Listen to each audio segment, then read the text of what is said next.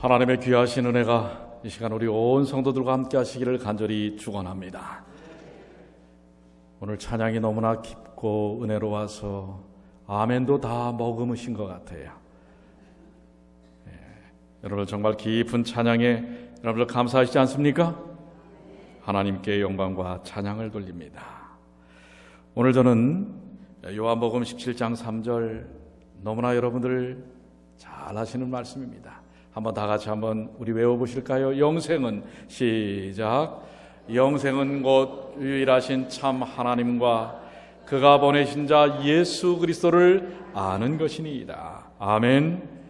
영생은 뭐라고요? 곧 유일하신 하나님과 그의 보내신 자 예수 그리스도를 아는 것이다. 13일 기사에 국내의 대부분의 개신교 교단에서 신도들이 급속히 줄고 있다고 하는 그러한 신문 기사 내용을 서울신문에 보도되어 있는 내용을 보았습니다. 이 신문은 대한예수교 장로회 예장 통합 총회의 통계위원회가 그 보고서를 낸 것을 인용을 하고 있습니다. 지난해 말 기준으로 전년 대비 4만 1,596명이 감소했답니다. 대한기독교 성결회, 기성이죠. 그 전해에는 1만 명의 신자가 늘어났다고 하는 것과는 달리 올해 총회에서는 57만 명에서 55만 명으로 2만 명이 줄었다고 하는 것입니다. 또 한국기독교 장로회 기장입니다. 전체 교인 수를 전년보다 8,200명이 줄어든 숫자를 총회에서 보고를 했다고 합니다. 이렇게 개신교계의 감소의 원인에 대해서 대부분 개신교 연합기관들의 그 금권 선거, 이 세상하고 똑같은 그런 식의 돈으로 하는 선거들, 그리고 교회의 이 성장주의, 팽창주의, 그래서 수백억, 수천억의 돈을 들여서 교회를 짓는 그런 일들. 근데 요즘 경기가 어려우면서 수많은 대형 교회들이 매물로 나오고 있다고 하는 것입니다. 그리고 대형 교회와 목회자들의 이딴 일탈, 이 세습주의. 그래서 어느 교단은 아예 총회에서 목회 세습을 금지하는 금지 법안을 이번에 마련을 했다고 하는 이야기도 있습니다. 서울신문은 계속해서 이렇게 이야기합니다.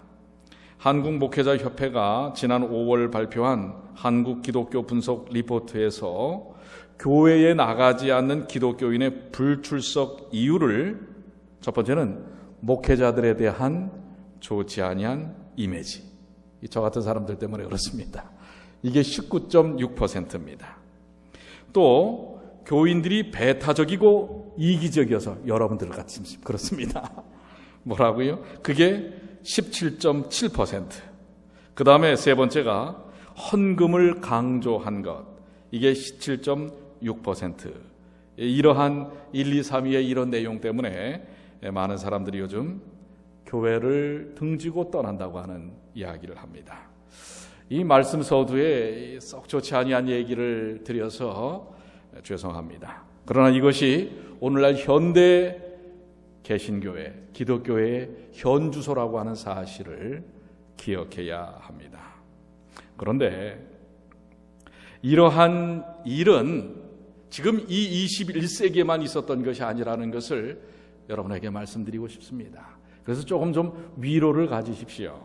누가복음 24장 예수님 당시에 바로 이 부분에 대한 내용이 있다고 하는 것을 여러분들 기억하셔야 합니다. 실망하고 낙담하고 흔들려서 교회를 떠나는 그런 사람들이, 믿음 안에서 흔들림을 갖는 사람들이 바로 예수님 당시에도 있었다는 사실이에요. 누가복음 24장 13절로 17절에 그날에 저희 중 둘이 예루살렘에서 25리 되는 엠마오라 하는 촌으로 가면서, 지금 어떤 사건이 있고 난 이유죠? 예수님이 십자가에 달려 돌아가신 다음에 예수님을 그렇게 따라다니던 제자들 중에 둘이 이제 그들의 고향으로 실망해서 낙담해서 돌아가는 것입니다. 이 모든 된 일을 서로 이야기하더라. 저희가 서로 이야기하며 문의할 때에 예수께서 가까이 이르러 저희와 동행하시나.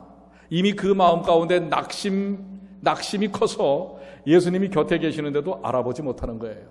저희 눈이 가리워져서 그인 줄 알아보지 못하거늘 예수께서 이르시되 너희가 길 가면서 서로 주고받고 하는 이야기가 무엇이냐 하시니 두 사람이 슬픈 빛을 띠고 머물러 섰더라. 이 예수를 믿고 따랐던 사람들이 어떻게 해요? 슬픈 빛을 띠고 이제 그들의 고향으로 터벅터벅 낙심천만하여 돌아가고 있는 것입니다. 그런데 그 가운데 부활하신 예수님이 나타나셨는데도 알아보지 못하는 거예요. 낙심자들의 모습입니다. 그런데 이러한 일은 아주 유수한 예수님의 제자들을 향해서도 예수님이 예언을 하고 계십니다. 마태복음 26장 31절로 32절에 베드로를 향하여 예수님이 뭐라고 말씀하세요? 뭐라고 말씀하셨습니까? 때에 예수께서 제자들에게 이르시되 오늘 밤에 너희가 다 나를 버리리라. 기록된 바 내가 목자를 치리니 양의 떼가 흩어지리라 하였느니라. 그러나 내가 살아난 후에 너희보다 먼저 갈릴리로 가리라. 이 이야기를 하는데 못 알아듣는 거예요. 그럴 때 베드로가 뭐래요? 아닙니다. 저는 예수님을 절대 배반하지 않습니다. 그랬더니 예수님께서 네가 나를 배반하리라. 닭 올기 전에 배반하리라. 이 말씀을 하시는 거예요. 예수님을 3년 반이나 쫓아다녔던 예수님의 제자들이 얼마나 연약한 사람들인지 또 낙심하고 흔들리는지 예수님이 직접 예언하신 것입니다. 그렇게 됐어요. 그게 예수님의 제자들입니다. 예수님을 따라다녔던 사람들입니다. 그렇기 때문에 오늘날 이 세상에서 이렇게 흔들림이 있는 것, 우리 교회도 그럴 수 있습니다. 낙심하고 마음에 갈등하고 오늘은 교회를 좀 뭔가 쉬고 싶어. 전에 한번 이야기 드렸던 이야기가 갑자기 지금 생각이 납니다. 한 분이 어머니가 착 깨우면서 얘야 빨리 일어나거라 교회 갈 시간이다. 어머니 저 오늘 좀 쉬고 싶어요. 너무 피곤하고 고단해요. 야 그래도 교회는 가야지. 아니에요 어머니 오늘은 제가 좀 마음에 그렇게 별로 교회 가고 싶은 마음이 없습니다. 그때 어머니가 뭐라고 얘기합니까? 그럼 네가 안 가면 누가 설교하니? 누구였어요? 목사였어요. 요즘 목사들도 교회 가기가 싫은 모양이에요. 네. 교회 가는 게 무서운지 모르겠어요. 이렇게 흔들림의 세상 가운데 우리가 살고 있습니다. 그런데 그런 연약한 이들, 그런 연약한 사람들을 향하여 여전히 우리 하나님은 우리와 함께 하신다는 사실을 여러분들 감사하시지 않습니까? 아까 우리 찬양대가 두려워 말라. 우리 하나님께서 우리와 함께 하시는 것입니다. 그 찬양이 오늘은 왜 이렇게 찬양이 아주 섬세해요? 세미하면서 가슴을 아주 그냥 파고듭니다. 오늘 여러분들, 오늘 우리가 이렇게 연약한 사람들입니다. 2000년 전에도 예수님을 따르던 사람들 중에서도 낙심하여 흔들렸던 사람들이 부지기수였고, 심지어는 뭐예요? 사도 바울이 고린도전서에 배도하는 많은 사람들에 대하여 얘기합니다. 그들이 하나님의 말씀을 온전히 따르기를 고대하는 마음을 갖습니다. 제가 몇 해 전에 참 원치 않게 우리 아들을 참 잘 둬서 법정에 한번 간 적이 있어요. 좋은 일은 아니었어요. 참 대단한 아들이에요. 이 아이가 또 이 얘기는 소문은 내지 마세요. 이거 그러면 다음 주부터 교회 안 나온다고 그래요. 여러분들만 듣고 마세요. 그 예전에 땡스기빙 데이 때 청년들끼리 저녁에 모이고선 이제 돌아오는 새벽녘에 아마 25마일 존에서 냅다 달렸던 모양이에요. 그래서 한 20마일 이상 오버를 했어요.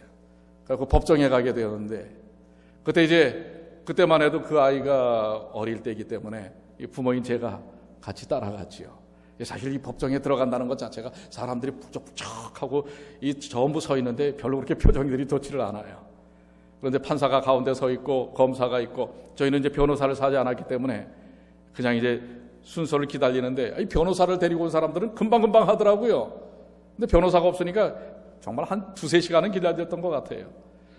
한참 기다린 다음에 딱 들어갔더니 뭐 판사가 대뜸 guilty, not guilty, 너 죄를 인정하느냐 안 인정하느냐 이것만 묻는 거예요.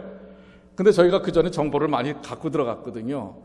이 not guilty 하면은 싸울 수는 있지만은 아주 지리하고, 또 이게 잘못하면은 더 벌금을 맞을 수도 있고, 뭐 자기가 잘못한 거니까 어떻게 해요? guilty 했더니 변호사를 만나라는 거예요. 검사를 만나라는 거예요. 이 검사를 만났더니 검사가 또 요즘 검사들은 뭐 장사꾼 같아요. 야, 얼마 줄 테니까, 너 벌점 얼마 깎아줄 테니까 얼마 더 낼래? 이렇게 또 흥정을 하는 것입니다. 그래서 거기서 이제 흥정을 해가지고선 한 300불 더 내는 것으로 하고 벌점을 깎고, 또 그 다음에 이제 교육받는 거로 해서 이렇게 했던 적이 있어요. 이 참 법정에 쓴다는 거 참 별로 좋은 기억이 아니에요. 마음이 별로 좋지 않습니다. 그리고 어쨌든 잘못을 해서 법정에 쓰면 더더욱 그렇습니다. 잘못을 안 하고서도 사실 참, 지난번에 우리 이민법정에 우리 최주봉 집사 인터뷰할 때 갔지만은 이 법정이라는 것 자체가 분위기가 그렇게 썩 은혜롭지는 않아요. 이 판사가 그래도 꽤 좋은 분인데 이 한마디 한마디 눈빛 하나하나가 그렇게 썩 이렇게 은혜롭지가 않습니다. 그런데 여러분들, 오늘 여기 법정의 모습이 있습니다. 이 법정에서 더군다나 송사 고소를 당했는데, 그 고소를 당한 자리에서도 아주 담대하게 서 있는 한 분의 모습을 여러분에게 좀 소개하고 싶어요. 한 사람의 고소도 아니고 여러 사람의 집단적인 고소를 받고도 그 법정에서 담대히 오히려 그 신문을 하는 사람을 향하여 이렇게까지 이야기하는 한 분의 모습을 여러분에게 소개합니다. 사도행전 26장 6절로 8절에 이제도 여기 서서 시문을 받는 것은 하나님이 우리 조상에게 약속하신 것을 바라는 까닭이니, 이 약속은 우리 12지파가 밤낮으로 간절히 하나님을 받들어 섬김으로 얻기를 바라는 바인데, 아그리빠 왕이요, 이 소망을 인하여 내가 유대인들에게 송사를 받는 것이니이다. 당신들은 하나님이 죽은 사람 다시 살리심을 어찌하여 못 믿을 것으로 여기나이까? 지금 누구 앞에서 하는 얘기입니까? 사도 바울이 지금 수많은 유대인들 제사장에 의해서 고소를 당하고 지금 이미 잡혀 있는 것입니다. 그런데 이제 분봉왕이었던 유대의 왕 아그리빠 왕 앞에서 신문을 하는 재판관이나 다름없죠. 왕 앞에서 오히려 정말 떳떳하고 담대하게 자신의 신앙과 주장을, 신념과 믿음을 증거하는 바울입니다. 8절의 말씀 보십시오. 당신들은 하나님이 죽은 사람 다시 살리심을 어찌하여 못 믿을 것으로 여기나이까? 즉 뭐예요? 예수님이 부활하셨는데 이 부활에 대하여 왜 안 믿습니까? 오히려 따지는 것입니다. 대단하지 않습니까? 재판장을 향하여 당신이 왜 그 사실을 사실인데 안 믿습니까? 자기 변론을 하는데 이렇게 강력하게 변론을 하는 것입니다. 그런데 이 바울이 누구였습니까?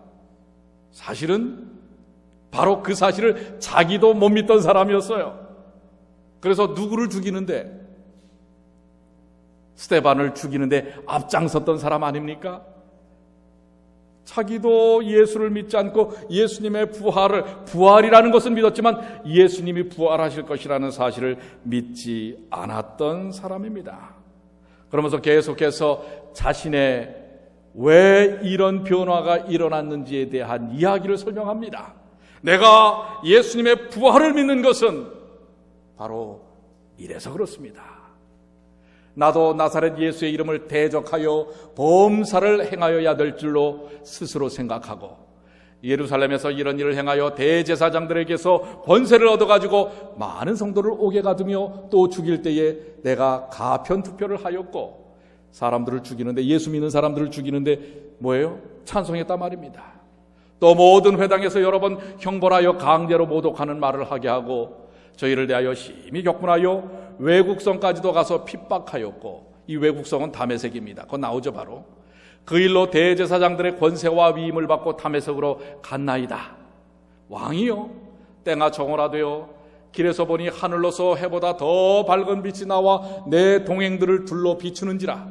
우리가 다 땅에 엎드러짐에 내가 소리를 들으니 히브리 방언으로 이르되 사울아 사울아 내가 어찌하여 나를 핍박하느냐. 가시채를 뒷발질하기가 내게 고생이니라. 대답하여 가로되 주여 니시니까. 주께서 가라사대 나는 내가 핍박하는 예수라. 바로 내가 그 예수님을 만난 것입니다 라고 아그리빠 왕에서 내가 예수를 만난 증인으로 이 자리에 섰습니다. 대적자에서 오히려 그런 법정에 서면 위축되고 자신의 신념에 대하여 흔들릴 수 있는 그런 상황 가운데 오히려 사도 바울은 담대히 재판장을 향하여 아그리빠 왕을 향하여 자신의 믿음을 드러내었습니다. 어떻게 이렇게 될 수 있을까요? 오늘 저는 이 사실들을 우리 함께 나누고 싶어서 여러분에게 이 말씀을 드리는 것입니다. 많은 사람들이 21세기에도 흔들리고 또 2000년 전 예수님을 따라다녔던 제자들도 흔들렸지만 대적자였던 사도 바울이 어떻게 오히려 자신을 향하여 고소하는 수많은 고소자들을 향하여 이렇게 담대히 외칠 수 있는 믿음을 갖게 되었는가? 어디에 그 열쇠가 있어요? 어디에 그 열쇠가 있어요? 오늘 우리 첫 본문의 말씀에 그 열쇠가 있죠. 다시 한번 요한복음 17장 3절 영생은 시작. 아이고 다 잊어버리셨네. 곧 유일하신 참 하나님과 그의 보내신 자 예수 그리스도를 뭐 하는 것이다? 바로 사도 바울이 그렇게 흔들림의 세상 속에서 또 흔들릴 수밖에 없는 위치 속에서도 담대히 믿음을 증거할 수 있었던 것은 누구를 알았기 때문에요? 예수 그리스도, 유일하신 참 하나님과 예수 그리스도를 알았기 때문이라는 사실, 이것이 결론입니다. 오늘 여러분들 우리가 때때로 신앙 가운데 흔들립니까? 도전을 받습니까? 낙심합니까? 그래요. 제자들도 그런 연약한 사람들이었어요. 그런데 그것에서부터 극복할 수 있는 유일한 길은 누구를 아는 것이다? 유일하신 참 하나님과 예수 그리스도를 아는 것이다. 아멘입니까? 오늘 바울이 그랬기 때문에 그 자리에 서서 담대히 외칠 수 있었던 것입니다. 오늘 여러분들 이 21세기는 2000년보다 더 많은 도전과 유혹을 받을 수 있어요. 이럴 때 우리가 믿음을 온전히 지켜낼 수 있는 유일한 방법은 우리 주 예수 그리스도를 아는 것입니다. 아멘. 자, 예수님을 알고 난 다음에 바울이 어떤 고백들을 하게 되는지 아십니까? 바울은 다메섹 도상에서 예수님을 만났지만 그 만난 것으로 이렇게 담대해질 수는 없어요. 물론 만나는 영적 경험을 통하여 그는 예수님을 향한 그가 가졌던 인식의 변화를 갖습니다. 왜냐하면 사실 그가 인식해왔던 예수는 사기꾼이에요.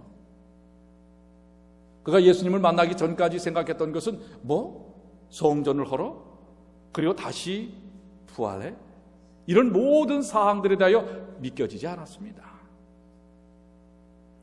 그렇지만은 그의 앞에 예수님이 나타나시고 그분의 부활을 통한 그분의 실체를 그가 보고 난 다음에 그의 생각에 변화가 일어납니다. 그러나 그가 그것을 가지고 이제 마음속에 변화가 일어나는 것은 분명하지만 그것을 가지고 다른 사람들에게 주장할 만큼의 뭔가 아직 근거는 없는 것입니다. 그래서 사도 바울이 예루살렘으로 가기 전에 어디로 가는지 아세요? 어디로 가죠? 아라비아로 갑니다. 아라비아 광야에 가서 3년 동안 그가 그동안 배워왔던 말씀들을 다시 다 되짚어 봅니다. 그런데 사실 사도 바울이 사내들인 회원입니다. 가말리엘의 문화에서 최고의 학식을 갖고 배움을 가졌던 사람이에요. 그러나 솔직히 성경을 직접 연구해 본 경험이 별로 없어요. 대개가 다 유대인들이, 오늘 여러분들 무슨 날이죠? 욤키퍼예요. 뭐 하는 날입니까? 유대인들이 명절로 세우는 이 날이 무슨 날이에요? 대속죄일입니다. 그런데 이 유대인들이, 아주 정통적인 유대인들이 성경을 보지만은 성경을 직접 연구하지 않습니다. 그들이 갖고 있는 뭐예요? 토라, 전통, 이것에 대해서 그저 들려오는 것을 외우고 그대로 답습하는 전통 속에 빠져있지, 하나님의 말씀을 직접적으로 연구해서 그런가 하여 살피는 노력들을 잘 안 한다는 것입니다. 그런데 오늘날 우리의 삶도 비슷할 수 있어요. 목사의 설교나 쏟아지는 인터넷에 나오는 수많은 설교들은 듣지만은 여러분들이 직접 말씀을 살피어서 연구하는 것이 얼마나 되는지 한번 우리 생각해 볼 필요가 있지 않습니까? 사도 바울은 이제 다시 그가 그동안 학자들을 통하여, 토라를 통하여 들었던 말씀을, 하나님의 말씀을 직접 펴서 하나하나 연구하기 시작했습니다. 그리고 로마서 1장에 이렇게 고백합니다. 로마서 1장 1절로 2절, 예수 그리스도의 종 바울은 사도로 부르심을 받아 하나님의 복음을 위하여 택정함을 입었으니 이 복음은 하나님이 누구를 통하여 선지자를 통하여 그의 아들에 관하여 성경에 미리 약속하신 것이라. 선지자를 통하여 미리 주신 그 아들에 대한 하나님의 약속을 이제는 연구하여 확신한 것입니다. 로마서 3장 21절 22절에도 이제는 율법 외에 하나님의 한 의가 나타났으니 율법과 선지자들에게 증거를 받은 것이라. 율법과 뭐예요? 선지자들에게 증거를 받은 것이라. 곧 예수 그리스도를 믿음으로 말미암아 모든 믿는 자에게 미치는 하나님의 의인이 차별이 없느니라. 그가 3년 동안 이제 하나님의 말씀, 율법, 선지자의 글, 시편, 이것을 직접 살피면서 내가 만났던 그 예수가 누군지를 확인하게 되는 것입니다. 그가 아그리파 왕 앞에서도 담대히 외칠 수 있었던 것은 영생은 곧 유일하신 하나님과 참 하나님과 그의 모르신 자 예수 그리스도를 아는 것이라. 예수님을 말씀을 통하여 알게 된 것입니다. 오늘 여러분들, 우리의 인생 속에서 때때로 흔들릴 수 있는 삶을 우리가 살 수 있습니다. 그러나 그것을 온전히 세울 수 있는 것은 하나님의 말씀 속에 서는 것입니다. 사도행전 26장 22절로 23절입니다. 하나님의 도우심을 받아 내가 오늘까지 서서 높고 낮은 사람 앞에서 증언하는 것은 선지자들과 모세가 반드시 되리라고 말한 것밖에 없으니. 뭐라고요? 선지자들과 모세가 반드시 되리라고 한 것, 누구에 대한 것입니까? 그 다음에 나오죠. 곧 그리스도가 고난을 받으실 것과 죽은 자 가운데서 먼저 다시 살아나사 이스라엘과 이방인들에게 빛을 전하시리라 함이니라. 말씀 속에 이미 예언된 예수 그리스도에 대하여 그가 조목조목 살피고 확인하는 일을 통하여 그분이 예수 그리스도가 메시아라는 사실을 알게 된 것입니다. 사도행전 28장 23절에는 자, 우리 다 같이 한번 읽어보겠습니다. 그들이 날짜를 정하고, 시작. 그들이 날짜를 정하고 그가 유숙하는 집에 많이 오니 바울이 아침부터 저녁까지 강론하여 하나님의 나라를 증언하고 모세의 율법과 선지자의 말을 가지고 예수에 대하여 권하더라. 누구에 대하여 권하더라? 무엇을 가지고? 모세의 율법과 선지자의 말을 가지고. 여러분, 우리가 흔들림 속에서 온전히 영생을 지켜낼 수 있는 방법은 바로 모세 율법과 선지자의 말을 가지고 예수 그리스도가 어떤 분인지를 확인하는 것입니다. 예수님은 어떤 분입니까? 모세 율법과 선지자의 말에 도대체 예수님이 어떤 분이라고 설명하고 있습니까? 사도 바울이 그토록 흔들릴 수 있는 삶 속에서 담대히 복음을 외칠 수 있는 한평생 주의 종으로 살 수 있었던 이유가 무엇이었을까?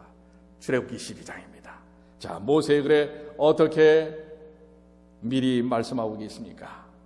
출애굽기 12장 5절로 7절, 너희 어린 양은 흠없고 1년 된 수컷으로 하되 양이나 염소 중에 취하고 이달 14일까지 간직하였다가 해질 때에 이스라엘 회중이 그 양을 잡고 그 피로 양을 먹을 진문 좌우 설주와 임방에 바르고 내가 애굽 땅을 칠 때에 그 피가 너희의 거하는 집에 있어서 너희를 위하여 표적이 될지라. 내가 피를 볼 때 너희를 넘어가리니 재앙이 너희에게서 내려 멸하지 아니하리라. 뭐에 대한 모습이죠? 유월절의 역사입니다. 이스라엘 백성들을 애굽에서 구원해내시는 하나님의 역사가 바로 여기에 담겨져 있습니다. 그런데 이 유월절의 핵심은 무엇입니까? 피지요. 어린 양의 피입니다. 이 어린 양의 피는 무엇을 의미합니까? 예수 그리스도의 십자가를 이야기하는 것입니다. 이미 모세의 율법을 통해서, 선지자의 글을 통해서 예수 그리스도께서 양팔을 벌리시고 설주와 인방에 피를 바르는 일을 통하여 십자가에 달려 돌아가실 분이라는 사실을, 이렇게 죽을 거라고 하는 사실을 이 땅에 사는 그 어떤 인간에게도 설명되어지지 않은 것을 오직 누구에게요? 예수 그리스도께서 그렇게 되실 것을 말씀하고 있었고, 그 사실을 말씀 속에서 누가 확인한 거예요? 사도 바울이 확인한 것입니다. 여러분들, 오늘 욤키파입니다. 대속죄일이에요. 우리의 죄가 완전히 어린 양의 속죄를 통하여 완전히 체함받는 대속죄일의 일이지만은, 유대인의 삶 속에서 그 대속죄일의 어린 양이 누구인지를 그들은 아직도 몰라요. 지금 2000년이 지났는데 누구인지를 몰라요. 예수 그리스도인 것을 모르는 것입니다. 그래서 그들은 아직도 엉뚱한 메시아를 기다리고 있는 것입니다. 예수가 없는 대속죄일이에요. 욤키파입니다. 예수가 없는 유월절이에요. 예수가 없는 신앙이에요. 예수가 없는 교회라면 흔들릴 수밖에 없는 것입니다. 예수 없는 신앙은, 예수를 알지 못하는 신앙은 흔들릴 수밖에 없다는 사실을 기억하시게 되길 바랍니다. 오늘 예수 그리스도, 그분에 대한 확신을 말씀을 통하여 사도 바울은 깊이 확신하게 되는 것입니다. 신명기 6장 20절에 후일에 내 아들이 내게 묻기를, 우리 하나님 여호와의 명하신 증거와 말씀과 규례와 법도가 무슨 뜻이뇨? 여호와께서 말씀하신 증거, 말씀, 규례, 법도가 도대체 무슨 뜻이뇨? 하거든 너는 내 아들에게 이르기를, 우리가 옛적에 애굽에서 바로의 종이 되었더니 여호와께서 권능의 손으로 우리를 애굽에서 인도하여 내셨나니, 곧 여호와께서 우리의 목전에서 크고 두려운 이적과 기사를 애국과 바로와 그 온 집에 베푸시고 우리 열조에게 맹세하신 땅으로 우리에게 주어 들어가게 하시려고 우리를 거기서 인도하여 내시고, 24절 25절 여호와께서 우리에게 이 모든 규례를 지키라 명하셨으니 이는 우리 하나님 여호와를 경외하며 항상 복을 누리게 하기 위하심이며 또 여호와께서 우리로 오늘날과 같이 생활하게 하려 하심이라. 우리가 그 명하신 대로 이 모든 명령을 우리 하나님 여호와 앞에서 삼가 지키면 그것이 곧 우리의 의로움이니라 할지니라. 바로 예수 그리스도의 십자가 유월절의 그 역사가 우리의 오늘날의 이 삶, 구원의 역사의 삶을 이루게 한다는 사실을, 우리의 의로움이라고 하는 것을 신명기 6장에 말씀하고 있는 것입니다. 바로 사도 바울은 이 신명기 6장의 말씀을 통해서 그분이 누구인 것을 확인한 거예요. 예수 그리스도이심을 확인한 것입니다. 예수님은 이 부분을 누가복음 24장 25절에 이렇게 설명하고 있습니다. 이르시되 미련하고 선지자들이 말한 모든 것을 마음에 더디 믿는 자들이요, 그리스도가 이런 고난을 받고 자기의 영광에 들어가야 할 것이 아니냐 하시고, 이에 모세와 모든 선지자의 글로 시작하여 모든 성경에 쓴 바 자기에 관한 것을 자세히 설명하니라. 누구에 관한 것을? 자기에 관한 것, 예수 그리스도에 관한 것, 모세와 선지자의 글을 시작하여 모든 성경에 쓴 예수 그리스도에 관한 것을 자세히 설명하는 것입니다. 44절엔 다음과 같이 말씀합니다. 또 이르시되 내가 너희와 함께 있을 때에 내게 말한 바 곧 모세의 율법과 선지자의 글과 시편의 나를 가리켜 기록된 모든 것이 이루어져야 하리라 한 말이 이것이라 하시고, 이에 그들의 마음을 열어 성경을 깨닫게 하시고, 또 이르시되 이같이 그리스도가 고난을 받고 제3일에 죽은 자 가운데서 살아날 것과 또 그의 이름으로 죄사함을 받게 하는 회개가 예루살렘에서 시작하여 모든 족속에게 전파될 것이 기록되었으니 너희는 이 모든 일의 증인이라. 엠마오로 가는 두 제자, 낙심의 상태로 돌아갔지만 예수님께서 모세의 율법과 선지자의 글과 시편을 통하여 예수 그리스도에 대하여 조목조목 말씀하였을 때 성경에 대한 확신을 갖고 성령의 역사함을 통하여 49절에 어떤 역사가 일어납니까? 볼지어다 내가 내 아버지께서 약속하신 것을 너희에게 보내리니 너희는 위로부터 능력으로 입혀질 때까지 이 성에 머물라 하시니라. 이게 지금 뭐에 대한 약속이에요? 49절은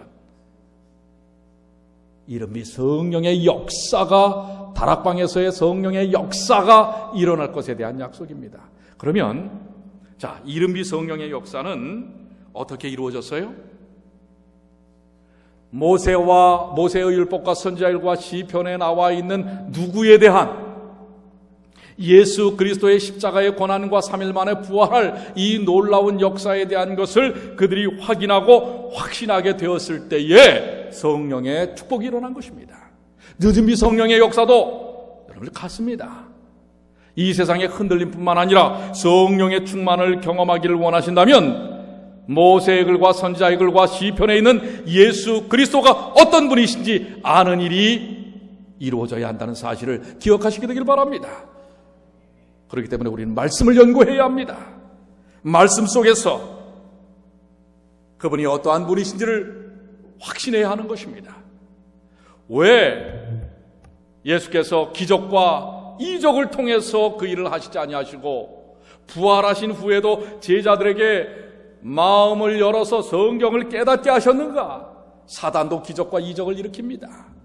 오늘날 사실 얼마나 많은 일들이 일어나는지 여러분들 아시지 않습니까? 불가사의한 사람들의 인식으로 이루어질 수 없는 일들이 세상에서 많이 일어나고 있습니다. 그래서 사람들이 거기에 이리 휩쓸리고 저리 휩쓸리고, 예수 그리스도를 믿지 않을 때 사람들의 마음은 허기질 수밖에 없어요.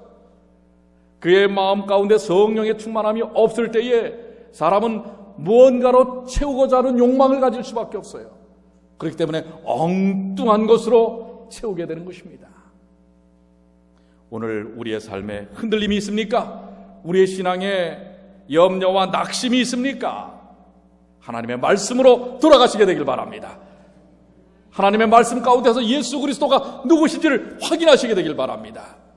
그것을 목사에 의해서가 아니라, 다른 사람에 의해서가 아니라 여러분들이 직접 말씀을 살피시길 바랍니다. 그리고 그 말씀 속에서 예수가 누군지를 확인하시게 되길 바랍니다. 그것이 영생이라고 했습니다.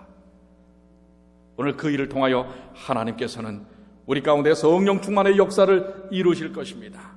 오늘 마음에 허함이 있습니까? 염려가 있습니까? 갈등이 있습니까?